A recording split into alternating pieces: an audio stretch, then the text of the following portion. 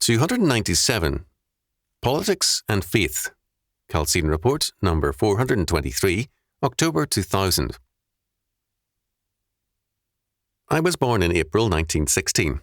My parents had arrived in the United States in late November 1915. When I was about 11 years old, a friend of my father's who had arrived well before World War I was visiting us. He questioned me about my faith and my patriotism and was critical of uncritical patriotism. When he had arrived in the United States, friends took him to their home. The next morning after breakfast, a police paddy wagon came by and ordered him in with many other immigrants. He was taken to a courthouse filled with other like immigrants. They were herded into a crowded courtroom where the judge proceeded to swear them into citizenship. He started to protest that after only one day in the United States, he was not eligible. The judge warned him to shut up or go to jail. As each and all were returned home, they were told that on the morrow they would be picked up to vote for Teddy Roosevelt, a grand American. Since then, I have heard other like stories.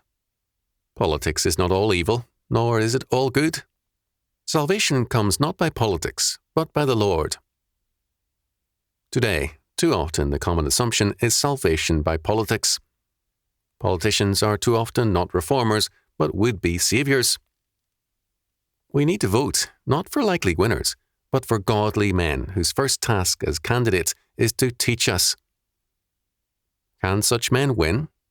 Not as long as winners are most important to us. The state should be a part of the kingdom of God, but it is usually at best the kingdom of man and is hostile to Christ.